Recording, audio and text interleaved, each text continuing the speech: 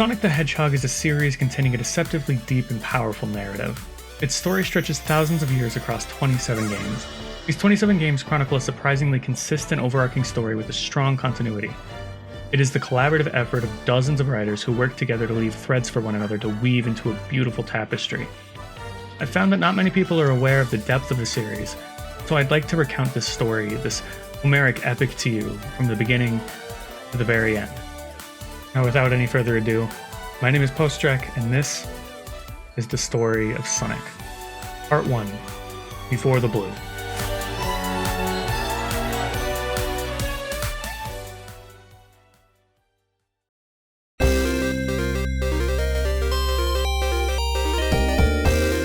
Our story begins in the ancient past. Sometime thousands, possibly tens of thousands of years ago, a powerful civilization arose on what would later be known as Westside Island. The name and true extent of this civilization are lost to time, but the fact that even what little knowledge we have of them remains is a testament to their influence. The reason for this influence is due to their use of the Chaos Emeralds, jewels containing tremendous, possibly even limitless power. The origin of the Chaos Emeralds is unclear. There exist 7 of them, each a different color. They respond to the thoughts of any who wield them and adapt their power to fulfill the user's wishes. They can be used as an energy source for the betterment of mankind, or they can be used to power weapons. They can manifest their power in other ways, which we'll explore as they become relevant to the story. To speak to their potential, a single emerald in the hands of someone with ill intentions can lead to catastrophe. The emeralds also amplify one another, so their power increases exponentially when more than one is used. The power which the Chaos Emeralds produce is called Chaos Energy. The ancient civilization prospered thanks to Chaos Energy, which they likely used to create technologies that far outclassed any other on the planet at the time. Eventually, though, the intentions of the civilization soured, and its leadership attempted to use the Chaos Emeralds as a weapon. To what extent this attempt saw success is unknown, but it is known that they were successfully used as a weapon. After all 7 Chaos Emeralds are gathered, and they have fulfilled their purpose that the user set out for them, they scatter, shooting themselves to faraway locations. This is exactly what happened after the civilization used them, and because of their total reliance on Chaos Energy to sustain their society, it almost immediately collapsed. Their land sank into the ocean, and would later come to be known as Aquatic Ruin Zone.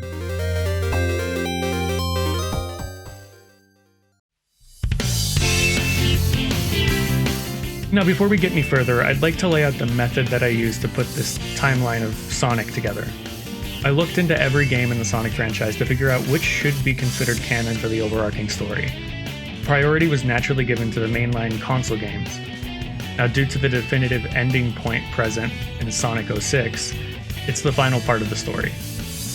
Mainline games released after Sonic 06 abandoned the attention to continuity that was present before, so Unleashed, Colors, Generations, Lost World, Forces, and Frontiers are not included as canon to the story.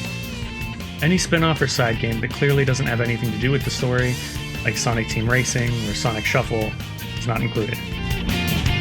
Any spin-off or side game that contains information contradictory to information contained in the mainline games is also not included.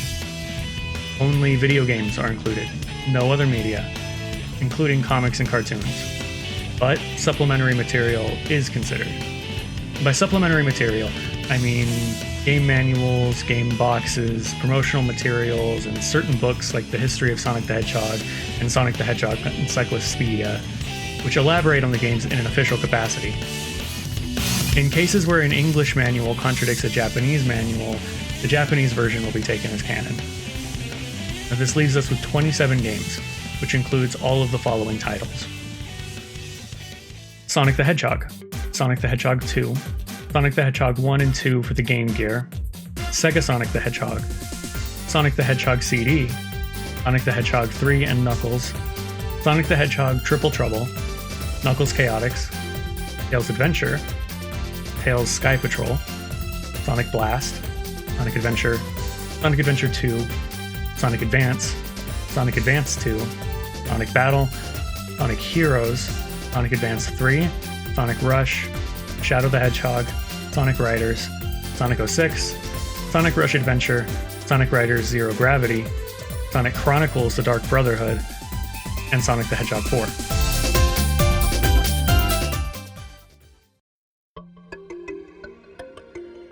Things remained relatively peaceful around the planet for the centuries following the first scattering of the Chaos Emeralds. Some several thousand years ago, an ancient and highly advanced people, more advanced than the previously mentioned civilization, traveled the cosmos in a ship called the Babylon Garden. It was powered by devices called the Arcs of the Cosmos, which propel the ship through the manipulation of gravity. These people were known as the Babylonians. Their travels led them near Earth. The Babylon Garden malfunctioned, though, likely due to an error amongst the crew, and led the engine to the verge of creating a black hole as the gravitational manipulation of the Arcs of the Cosmos grew. To avoid disaster, the Babylonians ejected the Arcs of the Cosmos. They fell into Earth's orbit, and Babylon Garden fell to the planet's surface. With no way to return to their homeworld, the Babylonians decided to settle on Earth until the Arcs of the Cosmos exited orbit and fell to the ground like them, after which they'd be able to power Babylon Garden and leave. They turned Babylon Garden into their new floating island home. They would look often to the sky for shooting stars, hoping that it was a descending Arc of the Cosmos. Over time, the Babylonians built a reputation as thieves, roaming the world and stealing treasures. This earned them the name Babylon Rogues. After many decades, the 13th leader of the Babylon Rogues, named Stolen, saw the creation of the Magic Carpet, a floating rug which could be used as a form of transportation. This technology served as a prototype which was further developed into Extreme Gear, hoverboard-like devices. The Extreme Gear made travel extremely quick for the Rogues, and their exploits grew to suit. At some point, 2 Arcs of the Cosmos fell from orbit. The Rogues collected them shortly thereafter. They sealed one away in a location called Gigan Rocks, and the other in Crimson Crater for safekeeping. After collecting the Arcs of the Cosmos, something happened aboard Babylon Garden which caused it to fall to the Earth's surface, no longer floating above it. Over time, it was overtaken by the Earth, becoming buried deep underground. Legend says that the reason for the loss of Babylon Garden was a punishment from the gods for the crimes of the Rogues. Regardless of what the cause might have been, the loss of their second home scattered the Rogues around the world. Time marched on, and the Rogues became just another people on Earth, mating with natives. Their history faded into obscurity until eventually their descendants had forgotten their alien origin.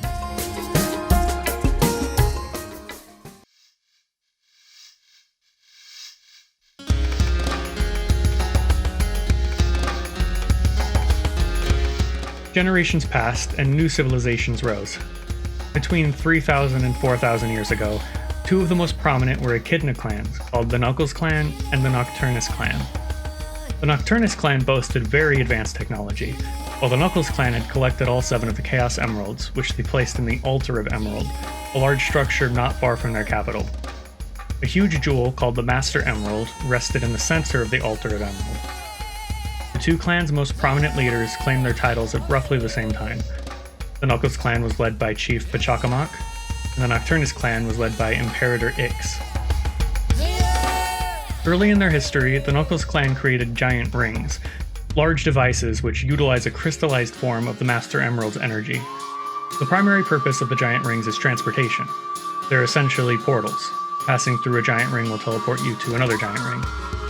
Both of the clan leaders were ambitious and quickly set their aims on expansion, both with the goal of controlling as much land and as many people as possible. The Knuckles clan utilized the giant rings in their conquest, resulting in giant rings scattered in numerous locations around the world. Their conquest proved to be something of a controversial agenda, though. Pachacamac's daughter, Tikal, who was primarily raised by Pachacamac's mother, who happened to be the previous chief, openly disapproved of her father's warmongering, and she often tried to convince him to settle with the lands that they already gained. Tikal was raised with pacifist ideals, in direct contrast to the violence incited by her father. The average citizen approved and encouraged the war efforts, however, citing before unseen economic prosperity. Unsurprisingly, the 2 clans' borders wound up touching, and war between what are essentially the world's 2 superpowers began. The Nocturnus clan's technology was far more advanced than the Knuckles clan, but the Knuckles clan's ruthlessness balanced the rival's strength. The clans caught themselves in a stalemate, and an arms race commenced. The Nocturnus clan created a robotic soldier called Gizoid, which translates to everything in their tongue. The Gizoid were capable of analyzing and copying any fighting styles that they see, creating an unpredictable skill set. Now, the Knuckles clan had more mystical methods to answer the Gizoid. Pachacamac had attempted multiple times to remove the Chaos Emeralds from the Altar of Emerald to weaponize them, much like the unnamed ancient civilization we discussed earlier. The Altar of Emerald, in addition to housing the Master and Chaos Emeralds, acts as a sanctuary to a group of Chao, which are small, harmless, and defenseless creatures. At some point in history, one of the Chao came into contact with the Master Emerald, which triggered a mutation as the Chao's body was flooded with chaos energy. The mutation changed its form drastically. Its body, arms, and legs elongated. It grew 3 fingers on each hand. Its eyes turned to a solid green, reminiscent of the Master Emerald's surface. Most notably, however, was that it lacked flesh. Instead, its entire body became a sort of liquid, initially earning it the moniker of Spirit of Water. It would later come to be known as Chaos. Chaos acted as a guardian to the Chao and to the Emeralds. Many times, Pachacamac's attempts to take the Chaos Emeralds were thwarted by Chaos. The call often came to the Altar of Emerald, but unlike her father, she didn't threaten the altar. She often entertained the Chao. Over time, Chaos acknowledged her gentle demeanor, and one day, it appeared before Tikal in person. The two became friends, and Chaos grew to trust Tikal enough to allow her into the Altar of Emerald to see the Master Emerald. Tikal learned that her father planned a full-on invasion of the Altar of Emerald to seize the Chaos Emeralds. She warned Chaos and pleaded with it to take the Chao and leave, but Chaos stood firm. As a last, desperate attempt to stop her father, she confronted him in front of the Altar of Emerald, in front of his army. The army had begun lighting the altar aflame. Tikal begged Pachacamac to stop. He ordered his soldiers to push past Tikal and take the emeralds. At about the same time as this, the Nocturnus clan completed their greatest weapon, a Gizoid with an ability to learn at a speed and scale exponentially greater than any other Gizoid. The Gizoid quickly surpassed the combat capabilities of anything else in the world. Meanwhile, as the Knuckles army stormed the Altar of Emerald, they trampled over Tikal and the Chao, killing many, if not all of them. The sight stirred emotions and chaos that it had never felt before. Anger, sadness, fury, despair. The Chaos Emeralds amplified the emotions, driving chaos into an uncontrollable, primal frenzy. Chaos energy has, similar to a battery, a negative and a positive. Chaos absorbed all of the negative chaos energy from the Chaos Emeralds, which drained them of their color and rendered them otherwise inert. Chaos appeared before Pachacamac and his army and transformed into a gargantuan serpentine, powered by a limitless chaos energy. This form would come to be known as Perfect Chaos. The land rapidly flooded, and the army, along with Pachacamac, were killed. Perfect Chaos couldn't stop, though, and its rampage continued. It destroyed the Knuckles clan capital, and most of the clan died in the onslaught.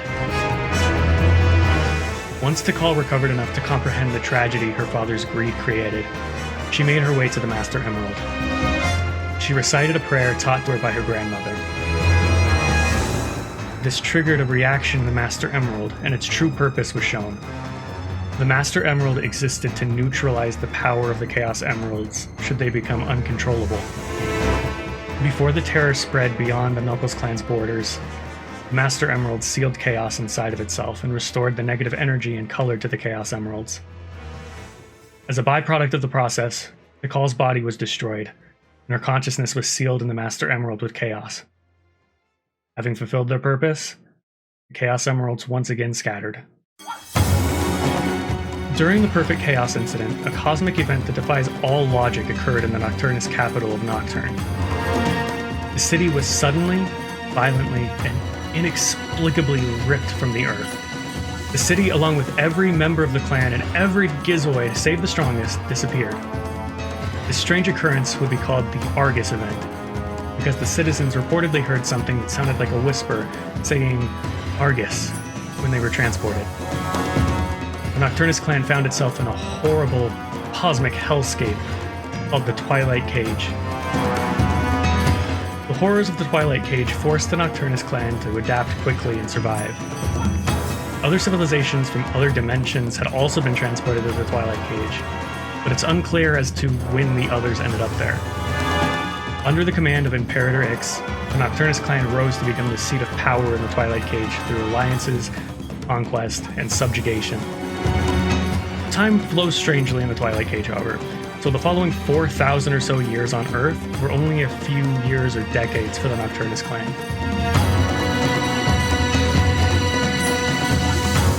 The few survivors of the Knuckles clan assumed that the Nocturnus clan was destroyed by chaos, while the rest of the world assumed that the Gizoid had become uncontrollable and destroyed its masters. Regardless of the world's assumptions, the fact that the Gizoid's masters were gone was true. The machine wandered the ruins of the Knuckles clan before shutting itself down inside of one of their temples.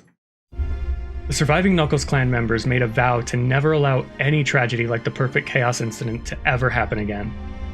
They traveled to the Altar of Emerald, now in ruins, and used the power of the Master Emerald to lift the altar and the surrounding land into the sky. This made access to the Master Emerald, and thus to Chaos, extremely difficult. They named their floating home Angel Island, and they spent the rest of their existence guarding the Master Emerald, their atonement for their atrocity.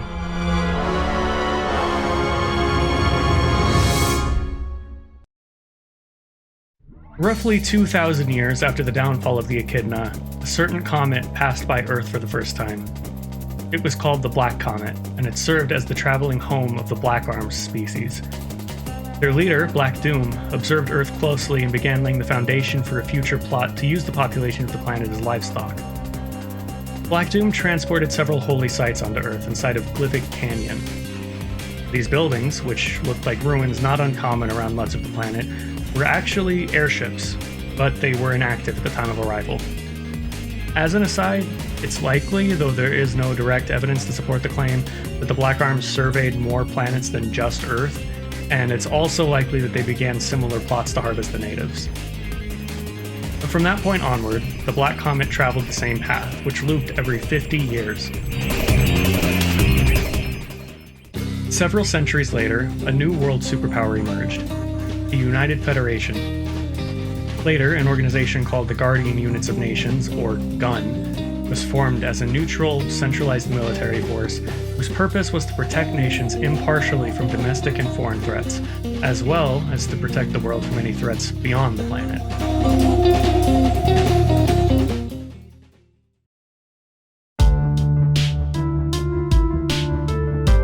The next period of history revolved around a single person, Professor Gerald Robotnik. A genius with unprecedented scientific potential, Gerald influenced the world more than any other individual person. His first achievement takes us back to a familiar location. Gerald discovered, deep in a jungle, the ruins of the ancient Knuckles clan capital. This discovery shaped much of the rest of his life. Inside of the ruins, he found many murals. Most of them were depictions of chaos, but one stood out. It was massive, and it depicted a battle between a monstrous being and a hedgehog. During his time excavating the ruins, he learned much about Chaos, who was depicted as a god of destruction. This indicates that it's possible that the Knuckles clan had knowledge of Chaos's power before it destroyed them, or it could be that some of the surviving Echidnas left the murals after the disaster. Also among the findings was the Gizoid. It was still deactivated, and Gerald wasn't the one who removed the Gizoid from the ruins.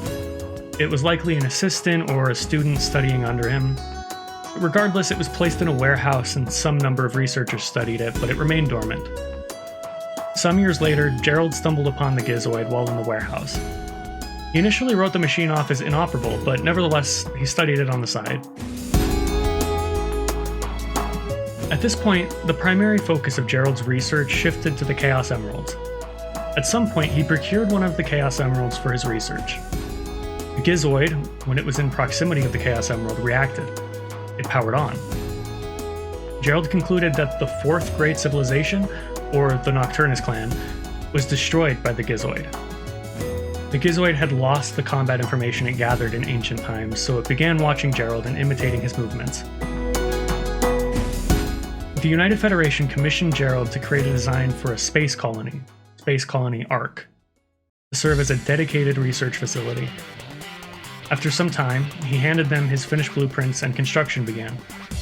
During the construction of the Ark, Gerald continued his research on the Knuckles clan, the Chaos Emeralds, and the Gizoid. After the Ark's completion, Gerald was among the scientists and researchers who boarded. He brought his research materials with him. Also among the Ark's residents were one of Gerald's 2 sons and his pregnant daughter-in-law. The president of the United Federation then personally approached Gerald with a proposal. He wanted Gerald to research mankind's ultimate eternal dream, immortality. Gerald refused initially on the grounds that the project crosses a line that he was uncomfortable with. Gerald also suspected that the president was keeping the project's true purpose from him. Gerald thought the true purpose had to do with the creation of weapons of mass destruction. Gerald's stance on the president's proposal changed after his granddaughter, Maria Robotnik, was born on the Ark. She suffered from neuroimmune deficiency syndrome, a fatal and incurable disease. Gerald decided to accept the president's proposal in the hope that the results could be used to save Maria. As research began, Gerald's constituents were confused as to why Gerald would accept such a reckless and far-fetched endeavor. The research team decided to name the project Project Shadow, due to the irony that shadows can't be created, which they connected to the project in that immortality couldn't be created. Gerald's research on the Gizoid continued alongside Project Shadow. He discovered that the Gizoid will establish a link with anyone who shows them their true strength. After learning this, Gerald showed the Gizoid his collection of BB guns, which he had aboard the Ark for some reason. After firing them, the Gizoid said, "I shall follow your every command and never leave your side," establishing a link with him. After that, it only listened to Gerald. He felt some comfort in the fact that so long as his link persisted, the Gizoid couldn't be used as a weapon. Gerald brought his Chaos Emerald research to Project Shadow with the goal of extracting Chaos energy and applying it to living subjects. This resulted in the invention of Chaos Drives, crystallized ambient Chaos energy that can be easily applied to living tissue. This breakthrough led to the next phase of Project Shadow, the creation of an immortal being, which would be called the Ultimate Life Form. Gunn then requested that Gerald use his research thus far to create a weapon based off of the God of Destruction. Gerald complied and invented Artificial Chaos. He also designed a series of weaponized robots for Gunn that ran on Chaos Drives. Gunn used these robots as another defensive measure aboard the Ark, as well as to supplement their human soldiers in combat. It was decided that the first prototype of the ultimate life form for Project Shadow would be a lizard, thanks to their natural ability to regenerate lost limbs. Production commenced. The prototype was named the Bio-Lizard. The researchers brought the creature to life. Initial readings were higher than expected, so it was placed in the central dome of the Ark's core. Experimentation began, and it had the ability to regenerate and to reproduce asexually. Unfortunately, it required a life support system which ran on Chaos Drives to live. It grew faster than expected and continued to grow. It also lacked any reasoning, behaving like a mindless beast. Its size and aggression made for a dangerous combination. Its body became too large and too heavy for it to walk, but it retained movement of its neck and tail. The Bio-Lizard eventually became too ferocious, and some researchers were injured by it. The research team grew afraid of Project Shadow for their own safety. Some of the researchers leaked information about the Bio-Lizard's violence to Gunn. In response, rumors spread that Gunn was considering canceling Project Shadow. The rumors reached Gerald, and he made the difficult decision to surrender the Gizoid to buy more time for Project Shadow. The researchers who were assigned to the Gizoid had it absorb more weapons, and they learned that it could form a new link and break the old by showing it a greater power than its former master could. But regardless, Gerald could not risk losing Maria. Shortly after surrendering the Gizoid, Gerald's fears came true. The Gizoid was given enough weaponry to absorb. The researchers lost control of it. It rampaged through the Ark, destroying large portions of it. The researchers managed to take control back, and Gerald lamented what might happen if the Gizoid had all 7 Chaos Emeralds instead of the single emerald it had on the Ark. Gerald began secretly reprogramming the Gizoid's AI to give it free will and emotion to prevent any disaster from happening. Gunn's patience with Gerald was wearing thin. He was growing desperate as Maria's condition worsened. Amidst the despair, the Black Comet made its bicentennial pass by Earth. Black Doom was curious as to what this new satellite orbiting the planet was, and Gerald allowed him to board the Ark. After some discussion, the two made a deal. Black Doom would help Gerald with Project Shadow, which included offering his blood as a base for the Ultimate Lifeform's body, and in return, their creation would retrieve the Chaos Emeralds for Black Doom and give them to him upon his return in 50 years. Gerald may have been desperate, but he wasn't a fool. He knew that Black Doom would use the Chaos Emeralds for something terrible, so he developed a weapon inside of the Ark, the Eclipse Cannon, to destroy the Black Comet in 50 years. The power source was Chaos Emeralds, and in order to fully destroy the comet, all 7 would be needed. As a safeguard, he also created a replica of the Altar of Emerald in the Ark's core. He planned to locate the Master Emerald, or at the very least, have his and Black Doom's creation retrieve it, to stop the energy flow of the Chaos Emeralds powering the Eclipse Cannon. Finally, thanks to Black Doom's contributions, the Ultimate Lifeform was created.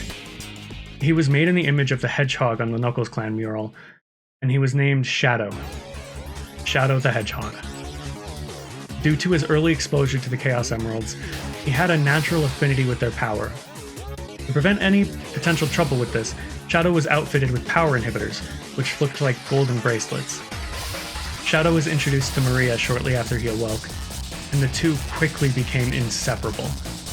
Maria went to Shadow for everything, and Shadow was always eager to assist Maria when she needed help.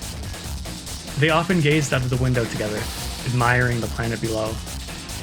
They wondered what it was like on the surface, and they imagined being there together. They looked forward to the day that they could visit for themselves. Later, due to Gerald being distracted with the stress of Gunn's continuing pressure, he made an error when performing maintenance on the artificial chaos. This caused the chaos to, like the Gizoid, become uncontrollable and attack anyone on sight. The situation grew so dire that Gunn had to intervene to shut them down. With the help of Shadow, Gunn resolved the situation, but many of the artificial chaos were killed in the process. With his newest failure, Gerald deduced that Gunn would inevitably shut down Project Shadow. He recorded a video for Shadow, detailing what he needed to do when the Black Arms returned in the event that something happened to Gerald. Just as predicted, Gunn had enough of Gerald's carelessness and endangerment of everyone aboard the Ark. They also learned of Black Doom's involvement in the project, which made their leadership act hastily. Gunn launched a full invasion of the Ark. They first detained Gerald and placed him under arrest. He wasn't informed of Gunn's invasion. They then began executing anyone with involvement to Project Shadow. Shadow attempted to flee the Ark with Maria, but before she made it to the escape pod, she was fatally shot. With her dying breath, she asked Shadow to bring hope to humanity. Before Gunn could reach him, she launched a pod Shadow stood on as he screamed her name and watched her die. Gunn quickly located the escape pod and recovered Shadow. They detained him, placed him in stasis, and sealed him away, deep below Prison Island where Gerald was kept. Gunn told Gerald that there was an accident aboard the Ark, just like the last two, and he later found Maria's name among the dead. Gerald's greatest fear had come to pass. The light of his life, his darling granddaughter, who he made so many sacrifices and difficult decisions to save, was snuffed out. Gerald fell into madness. His sanity slipped. His true self came through on occasion, but by and large, Gerald was broken. He was allowed access to some of his materials while imprisoned, and in one of his brief bouts of clarity, he put a key phrase into the Gizoid's AI, which when spoken, would unlock its emotion-based AI. The phrase was Maria's last words. Gunn then confiscated the Gizoid and sealed it away. The exact location is unknown, but it's likely to have been elsewhere on Prison Island. Its Chaos Emerald was lost, and it ended up on South Island. In Gerald's despair, he set his mind on revenge. He managed to alter Shadow's memory, making him forget Maria's last words. He made Shadow think that she wanted him to enact revenge for her death instead of salvation for the world. Finally, Gunn allowed the broken and defeated Gerald to speak his last words on camera. After finishing, he was executed by firing squad. Thus is the end of the life of Professor Gerald Robotnik.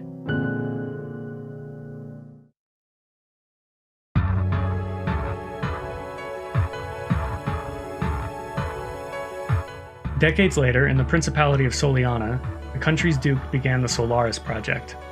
Publicly, the purpose of the project was to research alternative energy methods. Privately, however, the project sought to control time itself through the use of the Flame of Hope, a superdimensional phenomenon in the shape of a small white flame, which was worshipped as Solaris, the sun god revered in Soliana. The Duke's motivation for undertaking the project wasn't too dissimilar to Gerald's motivation for Project Shadow. It was a desire to see the most precious person to him live. The Duke wanted to control time to see his late wife. He also explained to his daughter Elise that the project would allow the creation of a utopia where humanity can erase the mistakes of the past. Unfortunately, as history has shown, when man desires control over the uncontrollable, disaster was inevitable.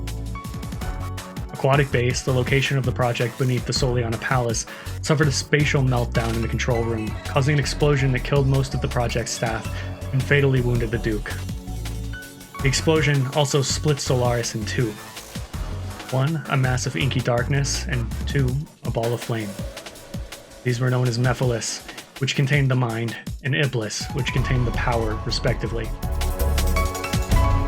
To avoid further disaster, the Duke managed to conduct a ritual using a Chaos Emerald to seal Iblis inside of Elise's soul. He also sealed Mephiles inside of the Scepter of Darkness, an ancient treasure passed down through the royal family. He passed away shortly after.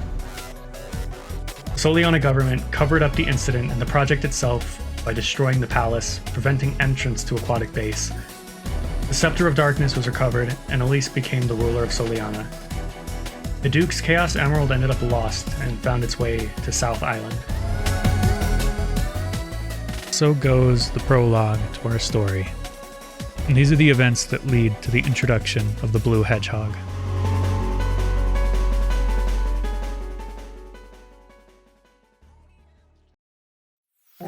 Oh my god, this video was taking so long. It was very difficult mapping out certain things, but now it's done and it's out, and I'm happy about that. I really hope that this series helps people realize how interesting and developed the story hidden in the Sonic franchise is. It's really near and dear to my heart, and I want other people to get it. If you're interested in part 2, consider subscribing to stay up to date when it drops. You can also follow me on Twitter or on Twitch. I've been streaming roughly 3 times a week. There are a lot of people and groups that helped immensely in making everything possible. Here's them. Sonic Retro for manuals and translations, Sonic News Network for compiling a whole bunch of sources, Nibrick Rock for character renders, Gaiamoth for the concept art for Stolen, Antimora for some of the artwork, Infinite Valley, huge thank you to Infinite Valley for the cutscenes. A couple of people on long plays for the 8-bit and 16-bit stuff at the beginning, namely Ricky C and Amy Rose on long plays. W Comic Case Gaming for the Sonic Battle footage, Rejo Hedge for the Sonic Chronicles footage, Makaru for some of the other recordings used in the video, Barry EX for the remix of Emerald's theme, and probably most of all of the saints that make free cameras and HUDless mods. You people are just the best.